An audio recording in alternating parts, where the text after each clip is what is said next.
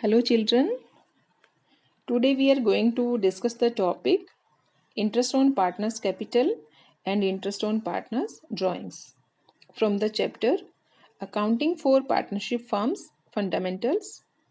In this chapter we have learned meaning and features of partnership, meaning and features of partnership deed, elements of partnership deed, rules applicable in the absence of partnership deed, fixed and fluctuating capital, preparation of profit and loss appropriation account and division of profits among the partners. ये recap करना जरूरी है ये topic शुरू करने से पहले.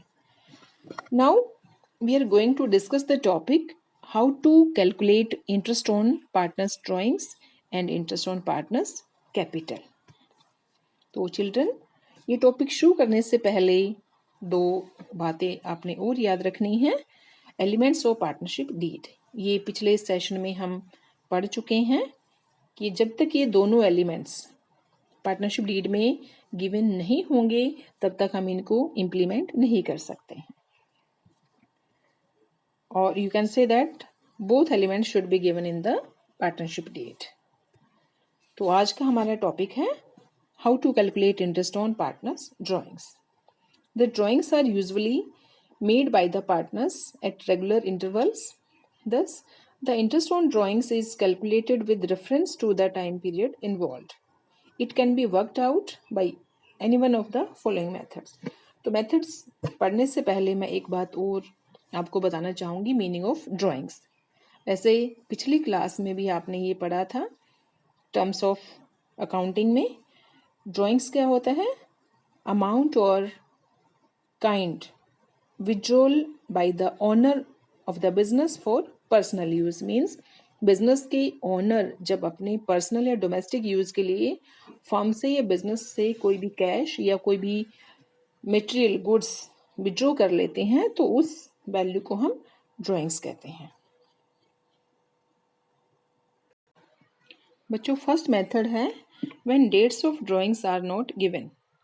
उस केस में हम इंटरेस्ट ऑन ड्राइंग्स कैसे कैलकुलेट करेंगे? फर्स्ट है एवरेज पीरियड मेथड. इस मेथड के according if the dates of drawings are not given the interest on drawings is calculated on the average basis of the total amount of drawings made during the accounting period for half of the accounting period. Means जब average period method दिया हो और question silent हो, कुछ भी नहीं कहा गया कि ड्राइंग्स किस डेट या किस टाइम को की गई हैं, उस केस में सिर्फ 6 महीने का ही इंटरेस्ट कैलकुलेट किया जाता है. It is based on the assumption that the amounts were drawn evenly throughout the accounting year. और फॉर्मूला इसका होगा interest on drawings is equal to total drawings multiply करेंगे rate of interest and time that is 6 month. Second method average rate of interest method or when drawings are made irrespectively of the time period. It means sometimes the average rate of interest is given in the question. In such a case, it is assumed that the rate of interest is already half on the basis of 6 months. Thus, time will not be considered. उस case में formula होगा interest on drawings is equal to total drawings into average rate upon 100. Next method है when dates of drawings are given. पहले दोनों cases में dates of withdrawal नहीं दिया हुआ था. उस केस में हमने 6 महीने का इंटरेस्ट लगाया था और दूसरे वाले केस में उसका हाफ किया था. अब है सिचुएशन ये है कि डेट्स ऑफ विड्रॉल दिया हो तो इंटरेस्ट ऑन ड्राइंग्स कैसे कैलकुलेट करेंगे? There are two methods. First method is product method. When different amounts are withdrawn at different intervals, it means amount same नहीं होता है ड्राइंग्स का. किसी महीने में उसने 1000 निकाल लिया, किसी महीने में पार्टनर ने 2000 निकाला, किसी महीने में 4000 निकाला और डिफरेंट इंटरवल्स पे निकालता है वो, कभी 1 महीने बाद, कभी 2 महीने बाद, कभी 6 महीने बाद. उस केस में the interest will be calculated with the help of product method. In this each amount of drawings is multiplied with number of days or months. from the date of drawings to the date of final accounts to find out the product and then products are totaled. पहले हम product निकालते हैं कि किस किस महीने में कितना कितना अमाउंट निकालना है, उस मंथ या डेज को हम अमाउंट से मल्टीप्लाई करते हैं, जितने भी मंथ्स या डेज हैं टोटल प्रोडक्ट्स हम कैलकुलेट करेंगे, टोटल करेंगे उसका.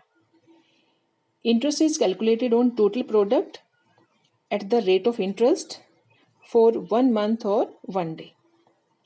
Formula will be interest on drawings is equal to total of product multiply by rate of interest multiply करेंगे 1 by 12 और 1 by 365.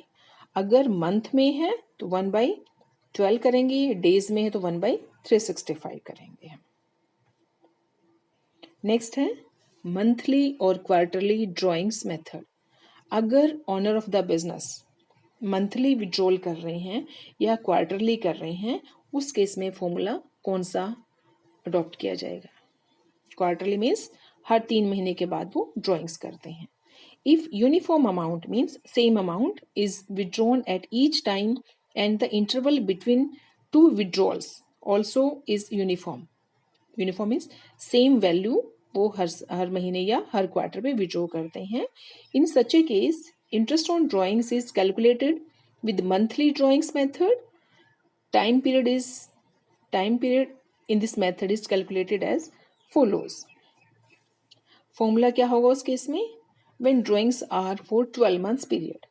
अगर ड्राइंग्स हर महीने सेम अमाउंट सेम इंटरवल पे विड्रॉ किया जाता है तो फॉर्मूला क्या होगा? फर्स्ट है at the beginning of each month.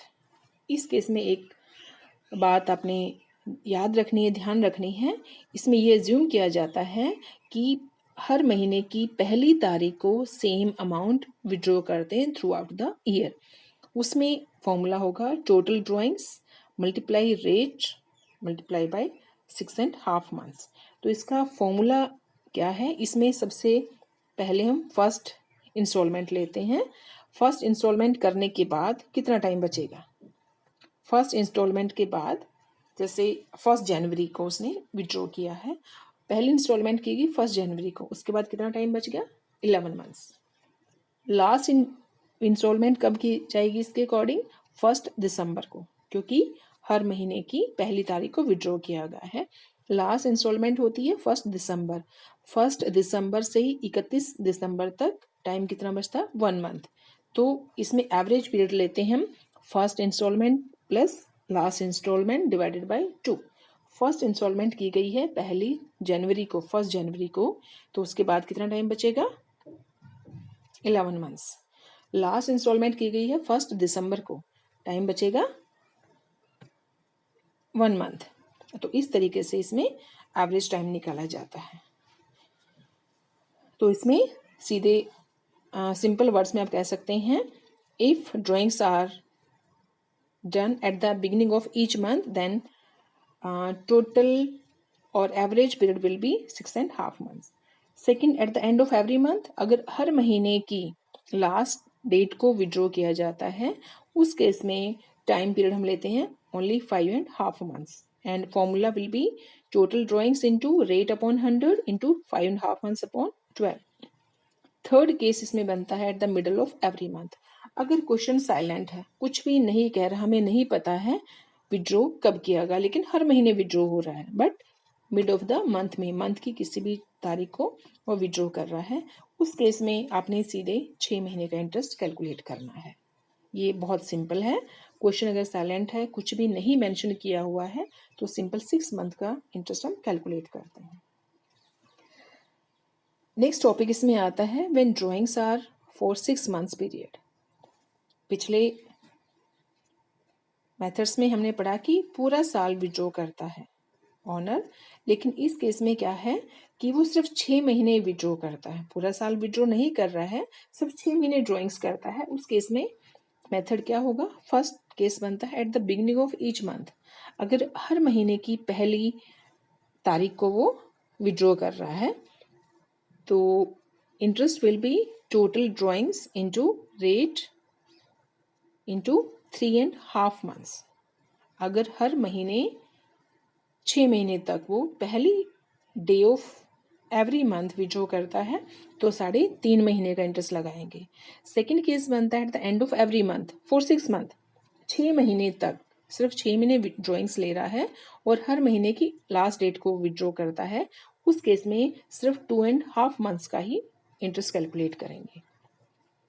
Third case आता है at the middle of every month, सिर्फ 6 महीने तक वो ड्रॉइंग्स लेता है लेकिन टाइम फिक्स नहीं है कि किस डेट को विड्रॉ कर रहा है, उस केस में सिर्फ 3 महीने का इंटरेस्ट कैलकुलेट करेंगे। जैसे पहले वाले केसेस में अगर क्वेश्चन साइलेंट था लेकिन ये मेंशन है कि हर महीने वो विड्रॉ कर रहा है तो 6 महीने का लगाया था, और जब सिर्फ 6 महीने तक ही विड्रॉ करता है बट टाइम फिक्स नहीं है, डिसाइड नहीं है, तो उस केस में 3 महीने का इंटरेस्ट कैलकुलेट करेंगे। नेक्स्ट है when drawings are made quarterly during the period. अगर क्वार्टरली वो विड्रॉ करता है, क्वार्टरली मीन्स हर 3 महीने के बाद विड्रॉ करते हैं। As you know there are total 4 quarters in a year.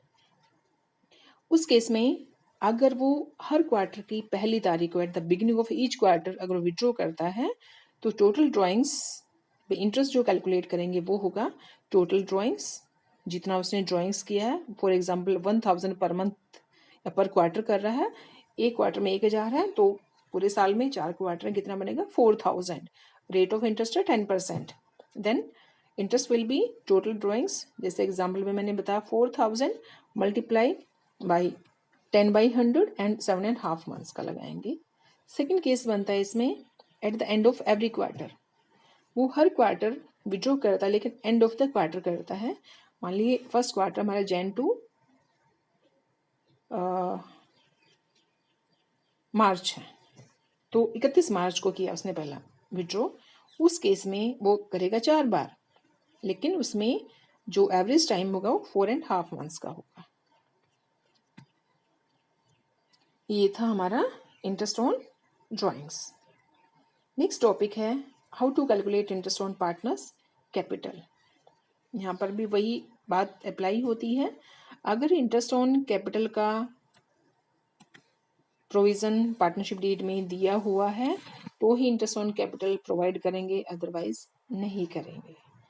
Interest on capital is to be allowed to the partners if the same is provided in the partnership deed and is allowed at the given rate with reference to time period for which the capital has been used in the business। और interest on capital हम 11th class में final accounts में बड़े अच्छे से हमने पढ़ा था, वहाँ पे काफ़ी डिटेल में दिया हुआ था, इसलिए इस टॉपिक में आपको ज़्यादा प्रॉब्लम नहीं आएगी। Formula will be interest on capital is equal to amount of capital multiply by rate and time. ये बहुत अच्छे से हमने सीखा क्योंकि वहाँ पर काफ़ी डिटेल में था ये। बस एक बात का ख्याल आपने रखना है कि ये सारा हमारी पार्टनरशिप डीड में प्रोविज़न होना चाहिए, अदरवाइज हम प्रोवाइड नहीं कर पाएंगे। नेक्स्ट है सैलरी और कमीशन टू ए पार्टनर। इसमें भी सेम प्रोविज़न अप्लाई होते हैं। अगर ये प्रोविज़न आपके पार्टनरशिप डीड में दिए हुए हैं तो ही पार्टनर को सैलरी या कमीशन दिया जाएगा, अदरवाइज नहीं देंगे। आज के लिए इतना ही। आई होप आपको समझ आया होगा। Thank you.